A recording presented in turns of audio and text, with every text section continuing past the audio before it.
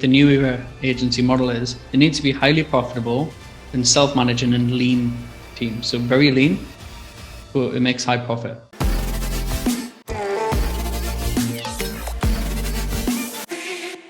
Hello ladies and gentlemen, in today's video I'm going to walk you through a clip that I was helping a recruitment agency owner that was really hitting a glass ceiling inside his recruitment agency. So he came to me on a call and basically in his early years he was pretty much breaking even inside his recruitment agency, and a lot of the mistakes traditionally most recruitment agency owners make, which is pretty much overhiring. So thinking, right, okay, once I've got to a certain revenue per month, 10-20k a month, the next person I need to hire is another 360 recruiter. And basically what I did is I unpack his challenges and I walk him through how to basically do more with less.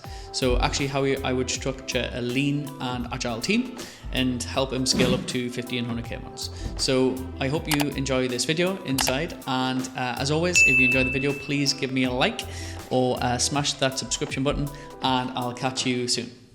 Hi James, thanks again. Just picking up on that, your initial note about the kind of virtual teams.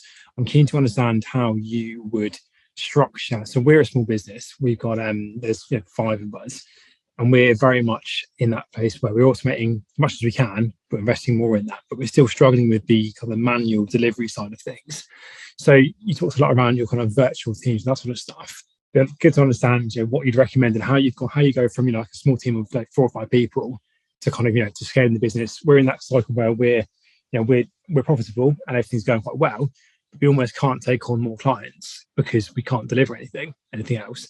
And I'm reluctant to recruit people internally because I don't want the exposure. I'd rather keep our team quite lean.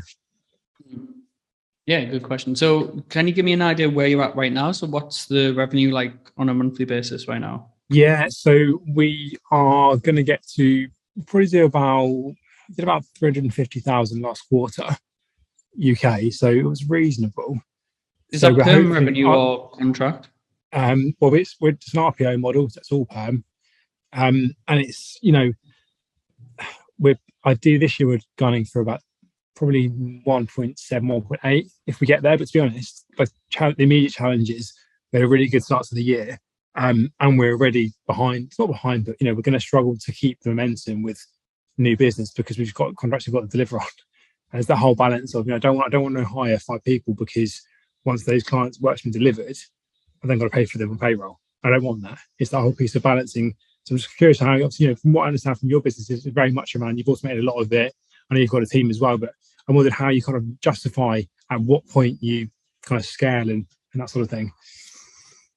Yeah, so my model would be like with each recruiter that we have, they do 4 to 5 deals per month.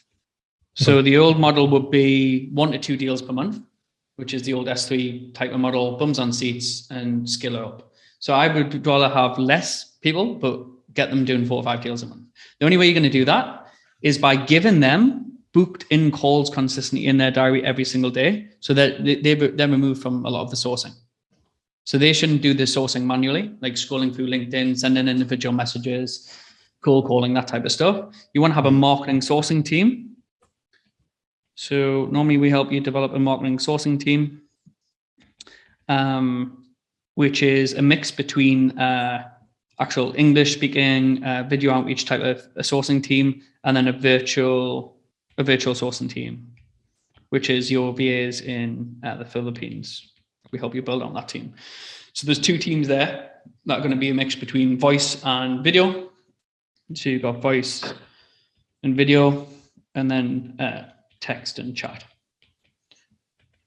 And these 2 teams here are going to be the ones that you invest the most in because they're the most highly profitable, easy to manage, don't cost much money. And then you can do more with less, because really you could do realistically, you should be able to do 10 placements a month with 2 delivery consultants. And then you could have, we normally build out like these 2 teams here that's going to source and get the candidate flowing, mixed with your automation funnel to engage with the candidates. Thanks. I know it's a big question to answer in 30 seconds. Thank you for giving that a explanation. Thanks, James. Yeah, you're welcome. It sounds like you're in a good shape. So you're Yeah, the we exact type of person that will challenged with obviously I want to grow, but I had a bigger team of consultants last year that I restructured and made some redundancies because they just weren't performing. So obviously I'm reluctant to to grow that again because it's just so up and down. I think over the year, they did break even over the year, but it's just too stressful having people on payroll. I had sort of a sales director paying them a lot of money, and obviously quarter to quarter it was just very hit and miss. So what appealed to me about your model is how the whole outsourcing piece and like reducing the exposure, and obviously your whole idea about turning the tap off as well makes a lot of sense because that's what we're experiencing over a really quarter. I mean, almost like we don't want to turn it off ultimately, but it's almost worse to have clients and deliver a bad service. That's more damaging than not having it at all. Ultimately, I find anyway. Yeah, for sure. I mean, the one thing that with the new era agency model is it needs to be highly profitable and self-managing and lean team. So very lean, but it makes high profit. And you let the systems and the remote team do all of the legwork and the leverage. So it frees you up because it's great doing big numbers in revenue, but how much are you taking home profit wise? How many hours a week are you working? How stressed are you as well? And is it scalable? And does the business run without you? These are all factors that we need to weigh up when we're building the business. Yeah. Because I mean, I had a call with someone that's in just right now, Elite Mastermind, and they've been in recruitment for 9 years and up and down all of the time, but doing around about 250K a year, 20K a month with 3 other staff. And he's only earning probably 50, 60,000 a year take home after 9 years, still working 60 hours a week. Whereas on the flip side, we've got other people in the mastermind. Daniela, for example, she did $107,000 last month with herself and 3 marketing sources virtually. And she just came back off holiday. So the difference is huge if you get the model right. But you've got to build from first principles. And you've got to be strict with the model that you're building. Because the mistake most recruitment agencies owners do, and this took me a while to figure out when I first started, was you only do what you've always done. So like how we've all been brought into recruitment in the old school way was the traditional way of doing everything manually and scaling with humans, employees. So we still need to have the human element, but we can minimize that to a point until we have highly qualified conversations on the phone, send CVs, interview feedback deals. That's all a delivery consultant recruiter should be doing. There should be no 360 recruiters. Sorry, last question, because I know obviously you're not a fan of Bullhorn. Everything that we use is integrated with that. So what would you recommend in your experience is a good platform to start from? So we use a number of various kind of AI-powered like platforms. It all feeds into that central Bullhorn point. I've always used Bullhorn for my entire career, so I'm very much a convert, but I've only ever used Bullhorn. So, we don't know. So I'm curious to know what you think what you rate higher than that really, and what's better, and also why.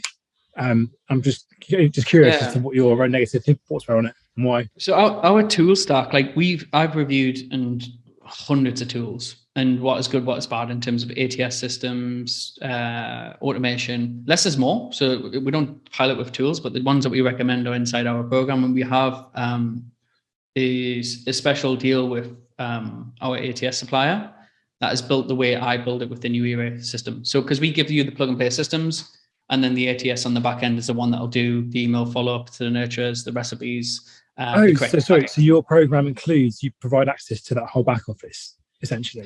So we help you build it out. And then we've got our ATS supplier that'll do you a special discount. So it's like, I think it's $69 a month per user, but you don't need many users. You should only max have 2 or 3 because you can repeat the logins for all of your VAs or your sourcing team. So it should be very lean. But the problem with Bullhorn, it's more for corporate now, and it's very expensive when you're adding on all of the other tools that you've probably done with Bullhorn. We're about a lot of 60 grand a year back office cost, fixed cost for all the automation that we have.